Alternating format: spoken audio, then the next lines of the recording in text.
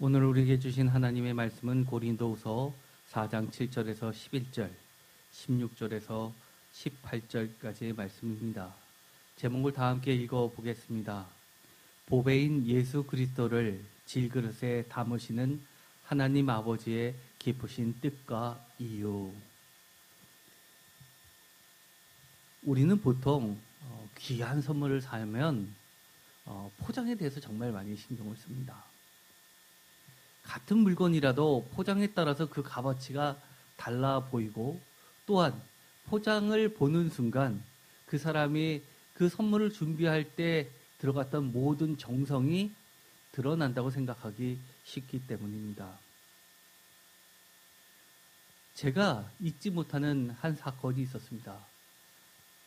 제가 직장 생활을 했을 당시에 거래처와 같이 아마 1998년, 9년이었었던 걸로 기억을 하는데, 그때 거래처와 함께 미국 뉴욕의 유엔을 방문한 적이 있었습니다.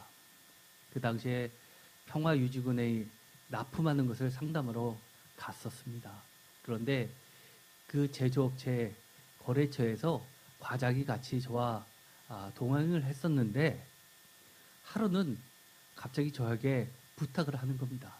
정말 중요한데 부탁할 게 있다고, 미안하다고, 다른 데는 얘기하지 말고 어쩔 수 없으니까 이것 좀 봐달라고 합니다. 다음날 유엔 구매부를 만나러 가야 하는 미팅이 잡혀 있었는데, 물론 그 전에도 만났었죠. 그런데 이 담당자의 부인이 보석을 디자인하는 디자이너였습니다. 그런데 뉴욕을 간다고 하니까 그 남편에게 꼭 부탁을 했던 겁니다. 결혼한 지 얼마 안 됐는데 뉴욕에 가면 꼭 사갖고 와야 되는 쇼핑 목록에 뭐가 있었냐면, 그 당시 티파니에 가서 물건을 사오라는 겁니다. 그래서 저는 티파니라는 말만 들었을 때 3대 보석 중에 하나였구나 라는 것은 알고 있었기 때문에 더 이상 물어보지 않았습니다. 그리고 나서 알겠다고 하고 저 혼자 유엔에 들어가서 상담을 하고 하루 종일 상담을 하고 나왔습니다. 그러고 나서 밤에 저녁 때 호텔에 들어가서 물어봤습니다. 티파니 가서 뭘 샀냐고 이렇게 물어봤더니만 저한테 보여주는데 굉장히 큰 이따만한 가방이었습니다. 우리가 사는 그런 백이 아니라 포장지였습니다. 포장지. 그 티파니에 나오는 물건을 사면 싸주는 포장으로 된 상자, 그 다음에 싸는 포장지, 리본, 그리고 그 앞에 있는 가방, 이런 거를 산 겁니다. 그래서 제가 물어봤더니 이 종이 가방 하나만 해도 굉장히 비쌌습니다. 그래서 제가 깜짝 놀랐습니다. 아니, 내용물은 없고 이것만 샀냐고 하니까 그 내용물이 얼마나 비싼지 아냐고 그러는 겁니다. 그런데 왜 포장지를 왜 샀냐고 하니까 자기 부인이 그 보석을 디자인하는 디자이너인데, 이 포장지니 이런 것들에 대해서 또 보석 많지 않게 그렇게 중요하다는 겁니다. 그래서 그런 거를 좀 최신 나오는 이런 것들을 갖고 싶었는데, 티파니라든지 그 당시에 까르띠에라든지 이런 데는, 불가리아 같은 데는 팜프렛을 국내에다가 사람들한테 배포를 안 했다고 합니다. 매장에 가서 직접 사진을 찍지 않으면 바깥으로 유출이 안 됐었던 거죠. 그리고 그 당시는 제 기억에 그런 매장 바깥에 줄 서는 거를 본 적이 없었는데, 제가 뉴욕에 갔을 때 깜짝 놀랐던 게 그 앞에 일본 사람을 비롯해가지고 한참 줄을 서고 그 문 앞에서 한 사람이 남으면 그 다음에 들여보내고 대기표를 놔두고 지키는 사람이 있는 것을 그 당시 처음 봤습니다. 그래서 제가 거래처한테 그런 얘기도 했죠. 뭘 그렇게 줄 서서 저렇게 비싼 돈을 주고 사야 될 정도로 저러냐라고 이야기하니까 그 거래처 과장이 웃기만 했었던 기억이 납니다. 그런데 요즘에는 우리나라도 그렇게 됐죠. 명품 이런 거 아닙니까? 그런데 이 포장지 자체에도 엄청난 노하우가 있다고 말하기에는 제가 좀 그랬습니다. 그럼에도 불구하고 이거에 대한 값어치를 알기 때문에 그 비싼 돈을 주고 그거를 사서 소중히 생각하고 그게 선물이라는 겁니다. 저는 만약에 선물을 받으면 내용물보다 포장지가, 예를 들어서 내용물은 10만 원짜리인데 포장지가 100만 원짜리다. 이런 거는 받아본 적이 없고 받는다 해도 별로 좋을 것 같지 않습니다. 언제나 내용물이 중요하다고 늘 생각을 했었는데 세상은 그렇지 않은 듯합니다. 그런데 성경에 보니까 우리는 보배라고 하는 예수 그리스도를 하나님은 어디다 포장을 하시고 담으셨냐면 질그릇에 담으셨다는 겁니다. 그것도 모두가 멸시하는 그릇에 담으면서 세상과 정반대의 길과 방식을 선택하여 우리에게 선물로 주셨다고 하는 겁니다. 왜 그러셨을까요? 많은 사람들이 혹할 만한 그런 그릇에 담아서 예수님을 잘 포장해서 제시를 했더라면 더 많은 사람이 예수님을 믿지 않았을까라는 생각도 하게 됩니다. 그래서 사실 어떤 분들은 에이 설마 그러겠어라고 하지만 오늘날의 교회의 대부분은 이 포장에 중심을 두고 있습니다. 예를 들어서 각 교회에 어떤 직책을 맡으신 분들, 그리고 장로로 갈수록 모든 사람들이 부러워할 만한 포장지를 가지고 있는 자를 선택합니다. 예를 들어서 변호사, 판사, 검사, 의사, 사업가, 사장. 사실 이런 것들은 예수를 전하는 데 있어서, 복음을 전하는 데 있어서 포장지일 뿐입니다. 그런데도 불구하고 정말로 세상 사람들에게 생각하기에 볼품 없는 위치에 있는 사람을, 예를 들어서 위원회 위원장, 예를 들어 전도위원장을 내세워서 어떤 것을 하는 것을 저는 본 적이 없습니다.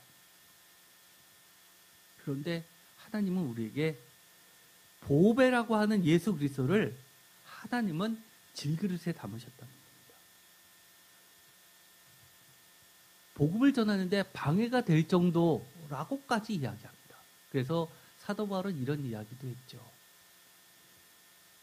예수님이 십자가에 달려 돌아가셨다는 것은 신명기에서 이야기하는 나무에 매달린 저주받은 자라는 그런 걸림돌이 유대인들로 하여금 예수를 그리스도라고 고백하지 못하게 하는 중요한 요소라고 이야기합니다. 고린도후서 4장 7절에 그 이유에 대해서 아주 명확하게 이렇게 이야기합니다. 고린도후서 4장 7절 다 같이 읽겠습니다. 우리가 이 보배를 질그릇에 가졌으니 이는 심히 큰 능력은 하나님께 있고 우리에게 있지 아니함을 알게 하려 함이라. 아멘. 질그릇은 유대인들에게 매우 흔한 도구입니다. 언제나 깨지기 쉽습니다. 매우 쌉니다. 그런데도 불구하고 질그릇에 이 보배를 담으셨다고 합니다. 그런데 그것이 어찌어찌 하다 보니 그렇게 된 것이 아니라 하나님의 의도가 있다는 겁니다. 그것은 심히 큰 능력이 하나님께 있고 우리에게 있지 아니함을 알게 하려 합니다. 라고 명확하게 이야기를 합니다. 사실 우리가 이것을 깨닫고 받아들이는 데까지 나가는 게 어떻게 보면 신앙입니다.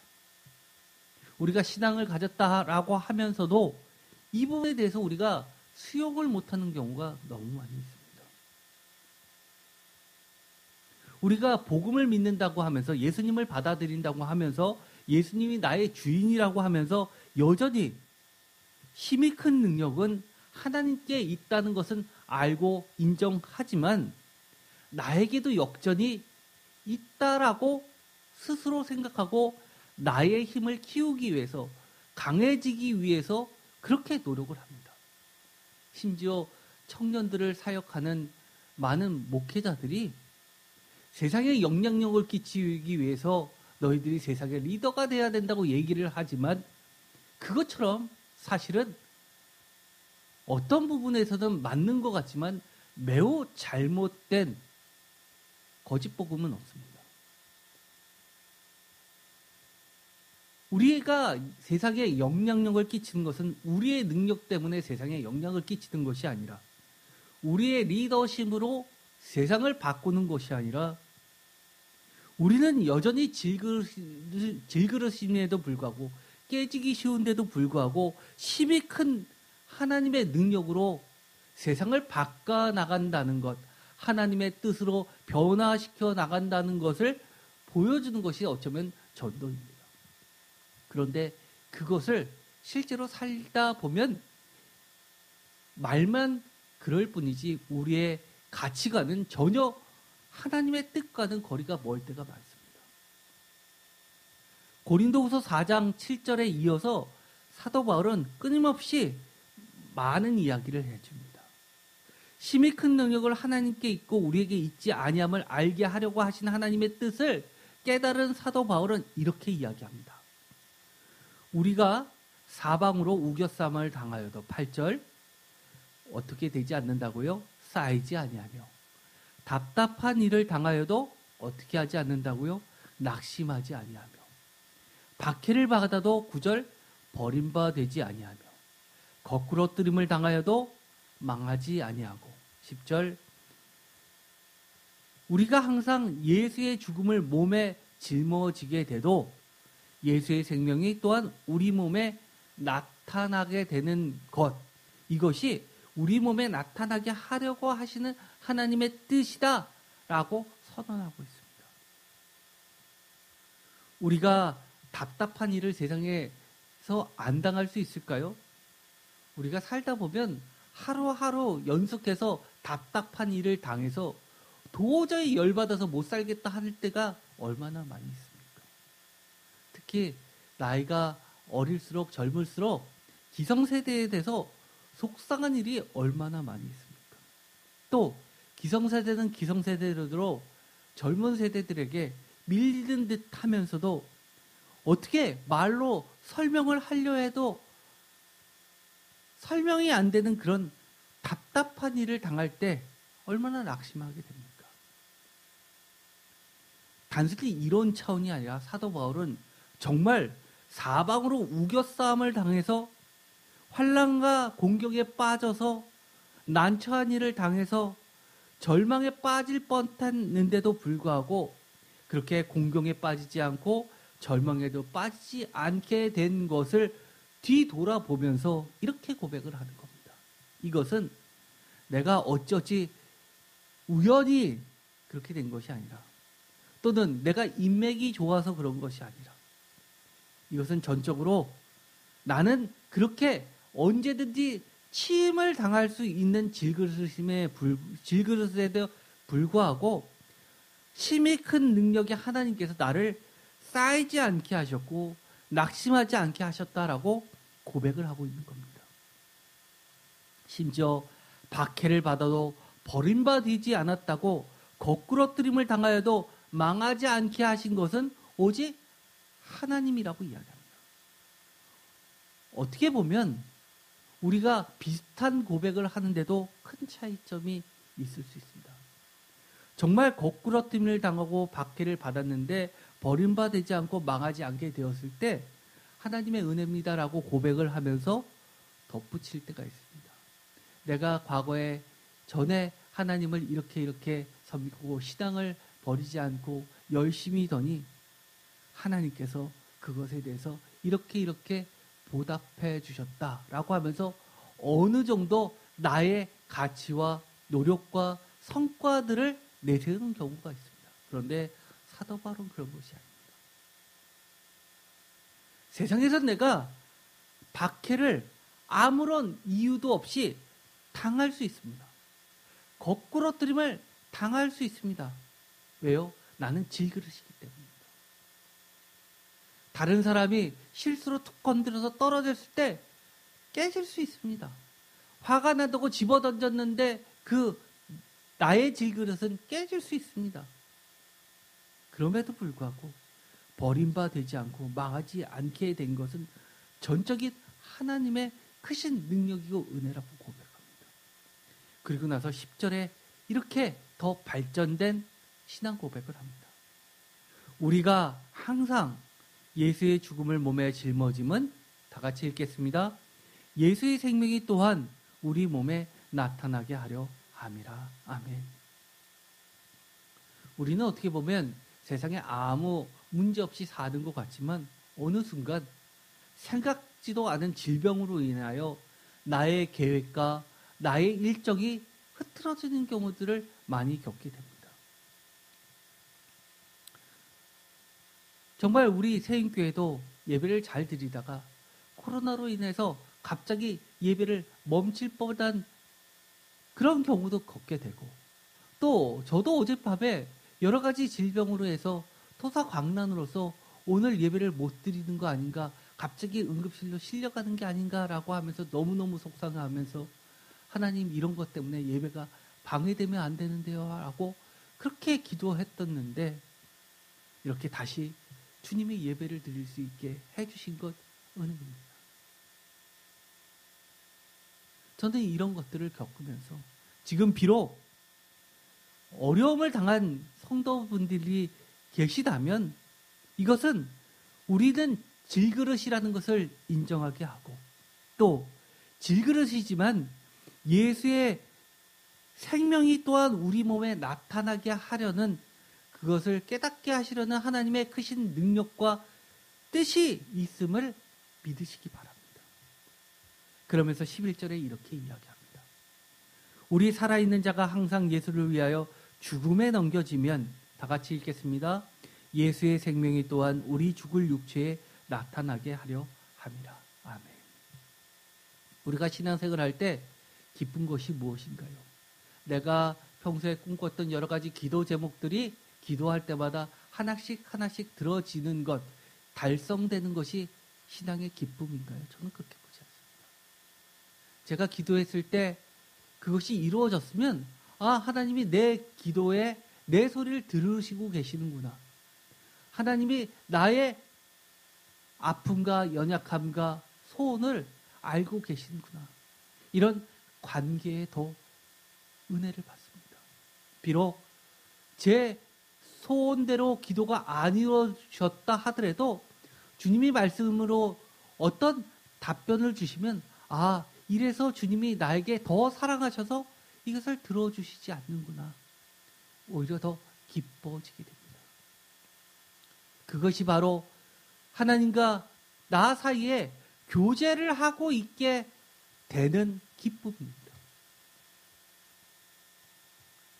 사방으로 우겨쌈을 당했다가 쌓이지 않고 위기에서 극복하고 정말 드라마틱하고 극적인 최종 승리를 했을 때 우리는 흔히 나의 능력이나 나의 그럴 만한 자질 때문이라고 흔히 생각들 하는데, 세상일에서는 말할 필요도 없고 신앙의 모습 속에서도 별 차이가 없음을 발견하게 됩니다.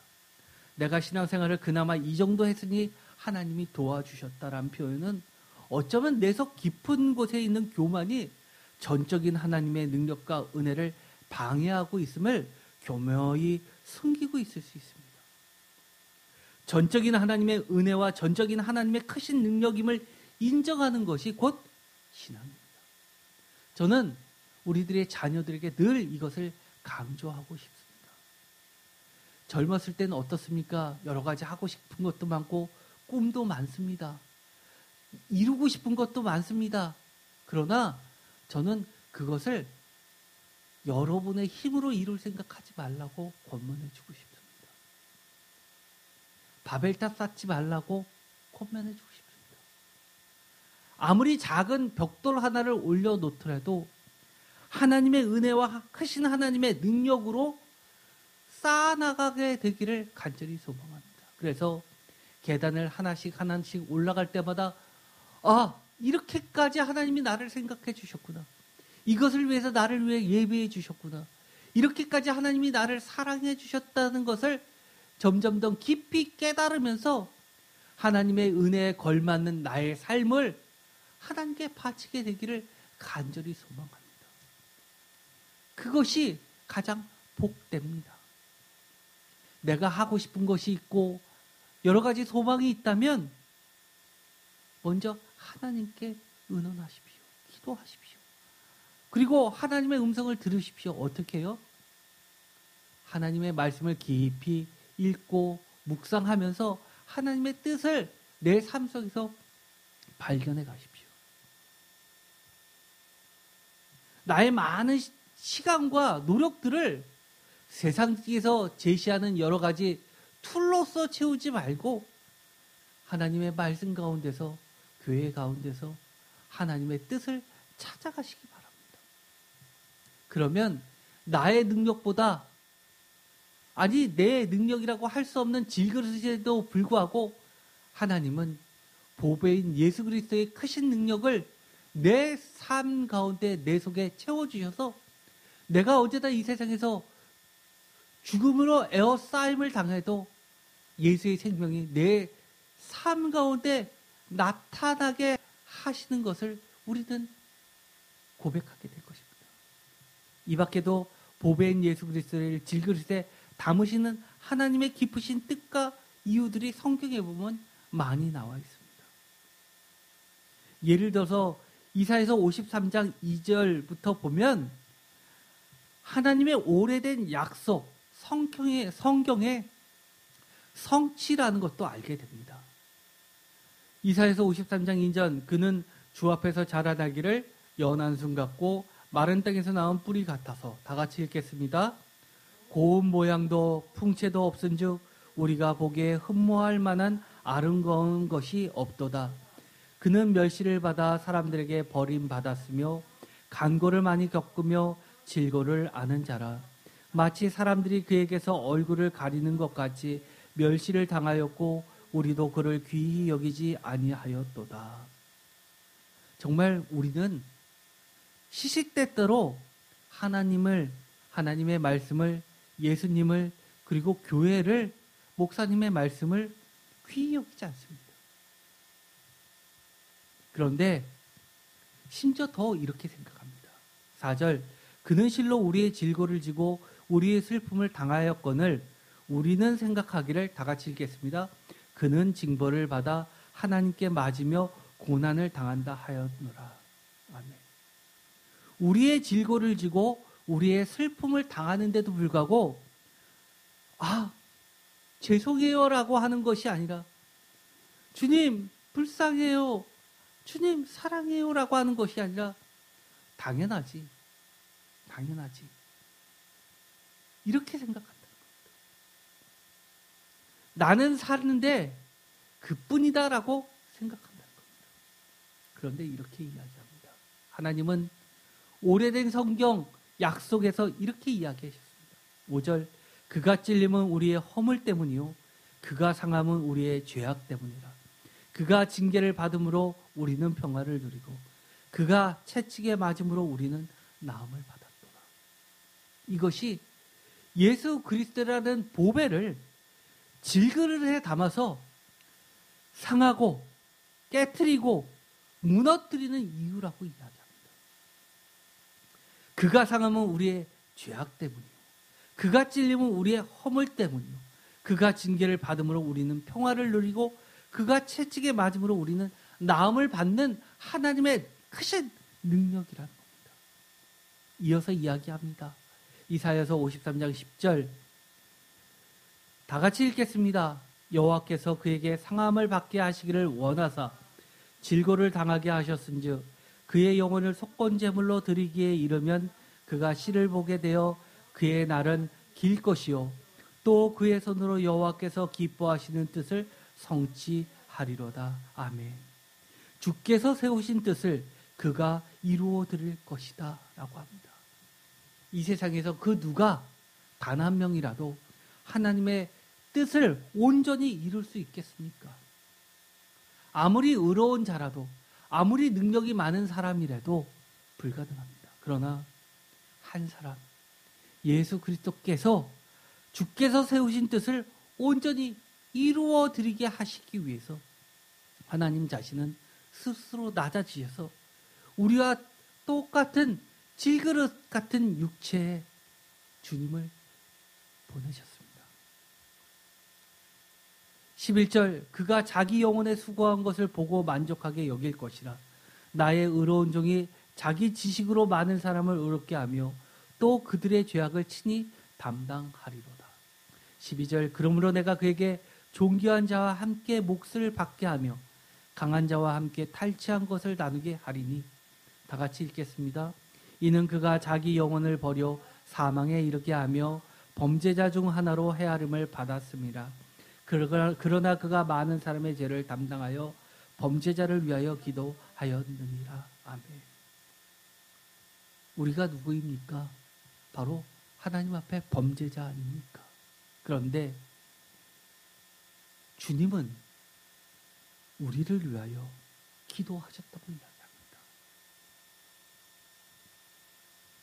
왜 하나님은 예수라는 보배를 질그릇에 담으셨냐 하면 오래전부터 계획하시고 선포하셨던 하나님의 약속 때문이셨습니다.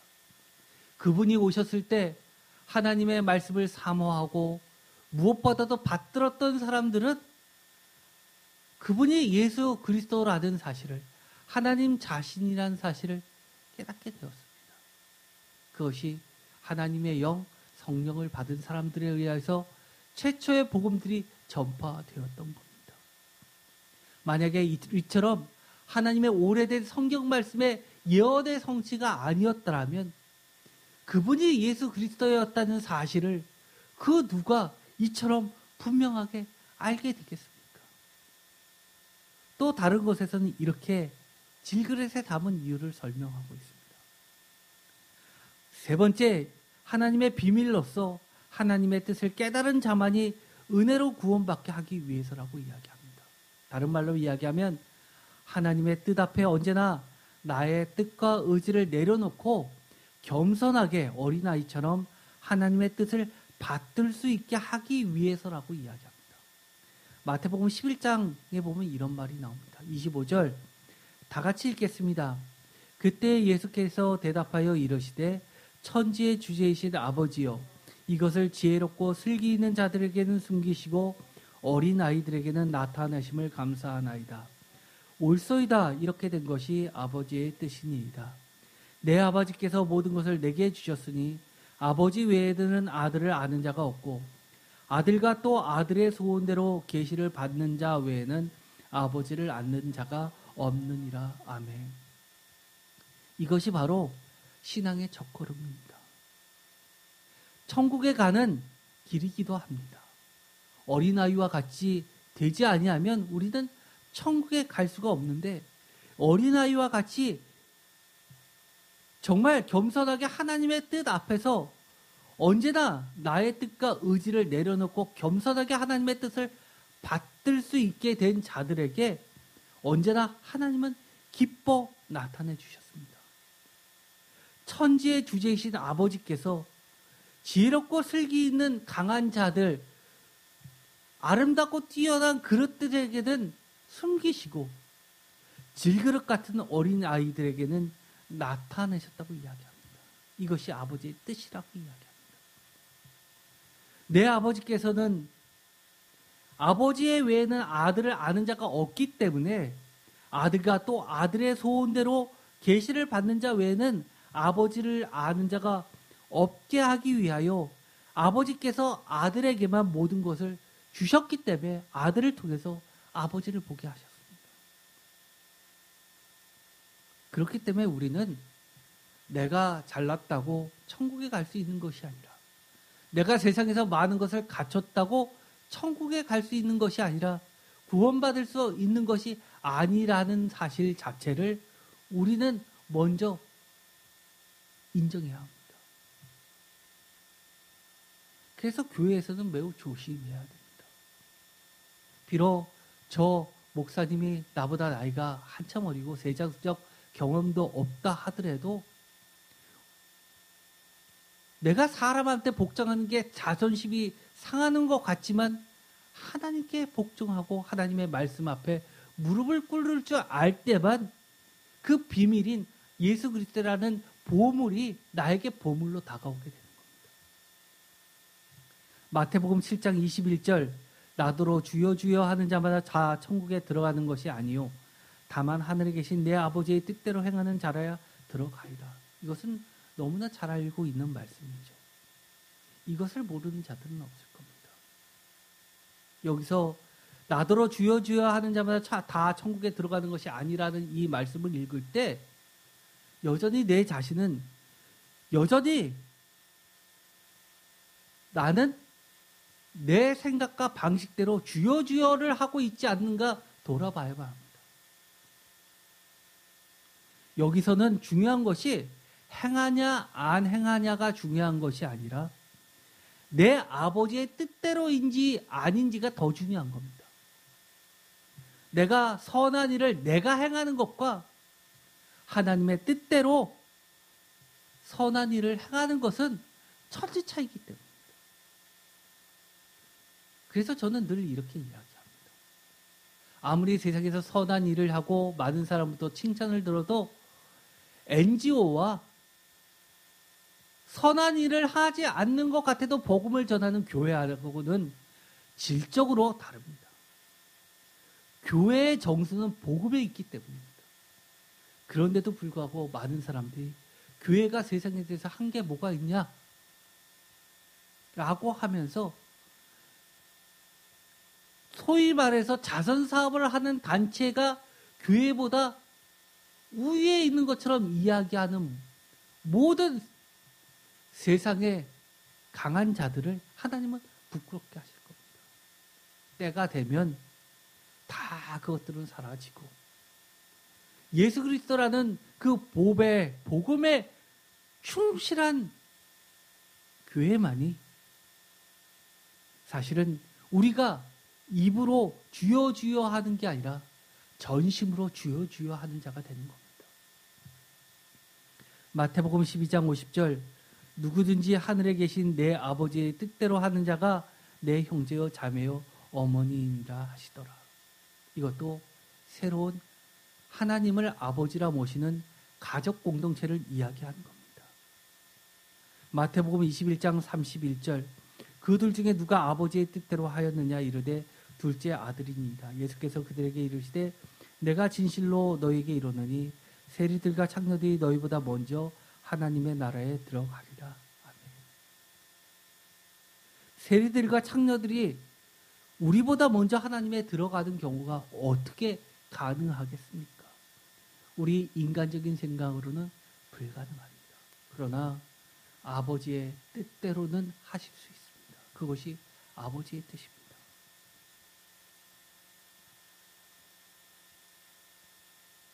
많은 분들이 요즘처럼 어려운 시기를 겪고 있는데 뜻을 모아서 정말 쓰러져가는 월세를 못 내는 개척교회들을 돕기 시작했습니다. 제가 보기에는 도움을 받는 교회는 정말 천사로부터 선물을 받는 것 같은 기쁨일 것입니다. 너무 감사하죠. 그러나 사실은 이것은 교회가 생겨날 때부터 하나님의 원래 뜻이었습니다. 고린도후서를 보면 많은 부분이 어려움을 당한 예루살렘 교회에 헌금을 거둬들이는 문제를 가지고 여러 편의 편지를 썼습니다. 그러면서 했던 이야기가 있죠.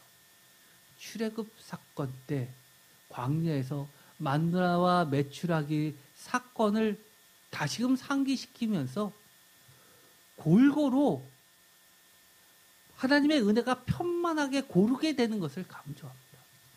거둔 자도 또 나눔을 받은 자도 나누고 나니까 모두 다 균등하게 되었다는 이야기를 합니다. 그러나 지금까지 이 땅의 교회들은 균등했습니까?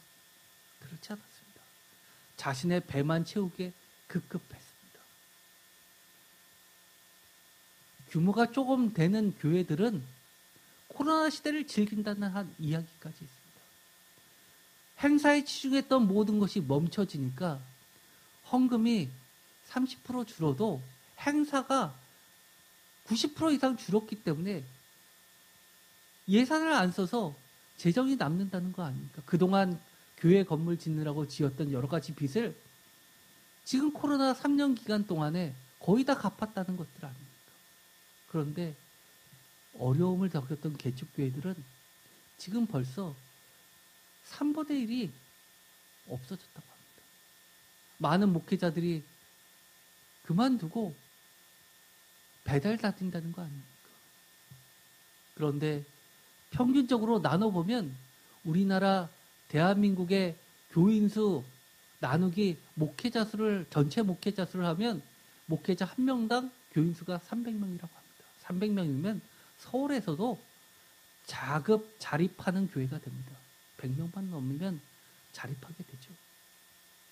그런데도 불구하고 아직도 많은 교회가 처음부터 있었던 하나님의 뜻은 잊어버리고 자신의 배를 채우는데도 급급합니다. 은퇴하시는 분들은 내가 몇 억을 받았느니 또 집 한 채를 해줘야 된다느니 그러고 있지 않습니까?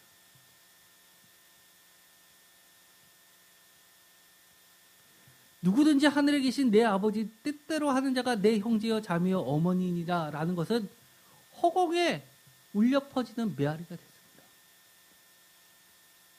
다 같은 신앙 가족 공동체들이 사실은 이미 지금은 무너진 지 오래입니다. 그러나 이런 것들도 어려운 시기일수록 다시 하나님의 뜻으로 돌아가야 합니다. 요즘에 우크라이나 사태를 보면서 교회들이 다시 일어섰습니다. 우크라이나에 성경 보내기를 하자고 합니다. 저희 교회도 사순절 기간에 헌금을 해서 우크라이나에 성경 보내기 운동에 동참하려고 신청했습니다. 그들은 지금 성경이 없어서 세계 각국의 기독교 단체에다가 성경을 보내달라고 합니다. 포화 속에서도 성경 한 권을 서로 읽기 위해서 모여서 그렇게 기도한다는 거 아닙니까? 대한민국의 성서 공예는 전 세계 성경의 70%를 인쇄한다고 하죠. 이럴 때 우리가 힘을 모아야 됩니다. 비록 우리 세인교회는 개척교회고 어려운 교회일지는 모르지만 무엇보다도 그런데 우선 앞장서고 싶습니다. 자세한 것은 제가 저희 블로그에다가 올리도록 하겠습니다. 또 다른 곳에 보면 하나님께서 예수 그리스도라는 보배를 이 질그릇에 담으신 이유를 설명해 주는 부분이 나옵니다. 바로 불완전한 우리의 신앙을 위해서라는 겁니다. 잠시라는 순간성, 한계성에 갇혀있는 우리들의 신앙을 하나님의 온전하심, 영원성에 이르게 하시기 위해서 일부러 하나님의 깊으신 뜻을 두고 질그릇에 보배인 예수 그리스도를 담으셨다고 합니다. 고린도후서 4장 16절 다 같이 읽겠습니다. 그러므로 우리가 낙심하지 아니하노니 우리의 겉사람은 낡아지나 우리의 속사람은 날로 새로워지도다. 우리가 잠시 받는 환난에 경한 것이 지극히 크고 영원한 영광에 중한 것을 우리에게 이루려 함이니 우리가 주목하는 것은 보이는 것이 아니요 보이지 않는 것이니 보이는 것은 잠깐이요 보이지 않는 것은 영원함이라. 아멘. 너무 멋지지 않습니까?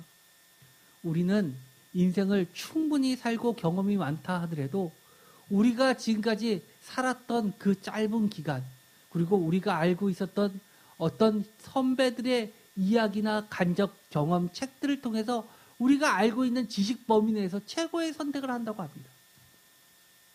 그러나 그 모든 것은 모세가 이미 이야기했듯이 정말 한숨입니다. 천년이 하루 같고 하루가 천년 같으신 하나님의 그 영원하신 그 영원성 앞에는 우리는 정말 질그릇보다도 더 경한 한계성에 놓여 있습니다. 우리가 잠시 받는 환난에 경한 것이 지극히 크고 영원한 영광에 중한 것을 우리에게 이루게 하기 위해서 우리를 똑같이 우리와 똑같은 질그릇 속에 예수 그리스도를 담으시면서 질그릇인 우리를 통해서 예수 그리스도를 바라보게 하시고 예수 그리스도의 생명이 우리 안에 나타나게 하셔서 영원하신, 보이지 않는 영원하신 하나님의 크신 능력과 그 영원한 생명과 예수의 생명으로 우리를 온전하게 이끄신다는 겁니다. 우리가 보이는 것은 바라보는 것이 아니라 보이지 않는 것을 바라봅니다. 보이는 것은 잠깐이지만 보이지 않는 것은 영원하기 때문입니다. 라고 고린도후서 4장 18절에 세번역으로 번역하면 이렇게 말씀하고 계십니다.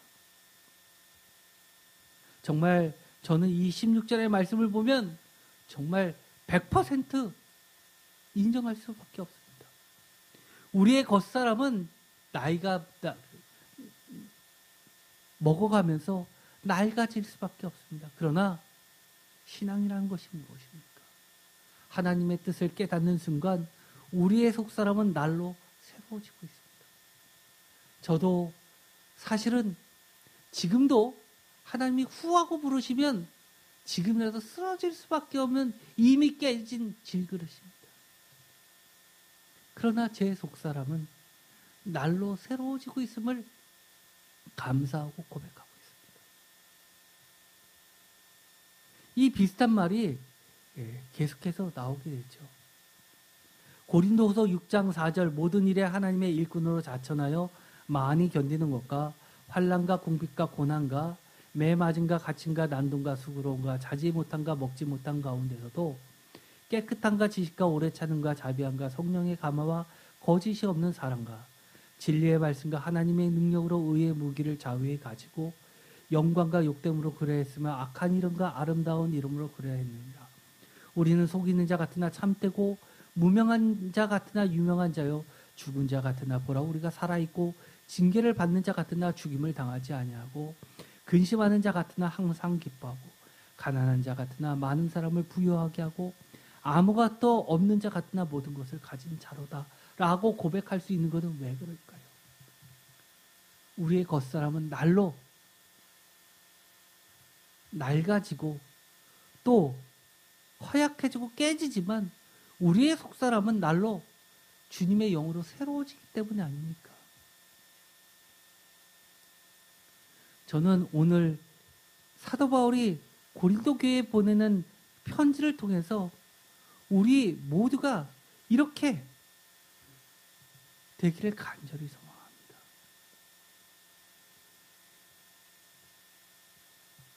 예수 그리스도라는 그 보배를 영원히 우리의 질그릇에 담게 되기를 소망합니다. 또한 우리가 질그릇이라는 그 자체를 부끄러워하지 않았으면 좋겠습니다. 내가 뭔가 그럴싸한 포장지를 사야지만 예수 그리스도가 그만큼 가치가 날 거라고 생각하는 것 자체가 아직은 우리가 하나님의 뜻을 이해하지 못했다는 말입니다. 우리는 하나님의 뜻을 분명히 해야 되고 그렇게 해야지만 우리가 선한 일을 행했냐 안 했냐가 중요한 것이 아니라 비록 우리가 선한 일을 행해도 아버지의 뜻대로가 아니면 그것은 내가 입으로만 주여 주여 하는 자라는 사실을 분명히 깨달아야만 합니다. 우리는 언제나 질그릇일 뿐입니다.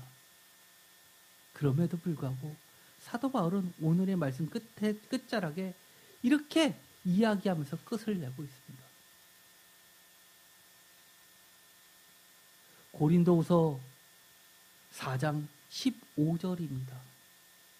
4장 15절 다 같이 읽겠습니다. 이는 모든 것이 너희를 위함이니 많은 사람의 감사로 말미암아 은혜가 더하여 넘쳐서 하나님께 영광을 돌리게 하려 함이라. 아멘. 또 이 고린도후서 4장에 보면 질그릇에 담으신 이유를 이렇게도 아까도 말씀드렸지만 다른 표현으로 표현하고 있는 것을 우리는 다시 한번 기억할 필요가 있습니다. 고린도후서 4장 10절입니다. 다 같이 읽겠습니다. 우리가 항상 예수의 죽음을 몸에 짊어짐은 예수의 생명이 또한 우리 몸에 나타나게 하려 함이라. 11절도 다 같이 읽겠습니다. 우리 살아있는 자가 항상 예수를 위하여 죽음에 넘어짐은 예수의 생명이 또한 우리 죽을 육체에 나타나게 하려 함이라. 아멘.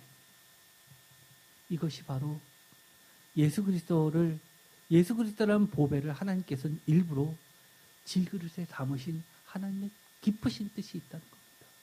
그럼에도 불구하고 우리가 자꾸 저는 질그릇에 담아져 있는 예수 그리스도는 싫어요.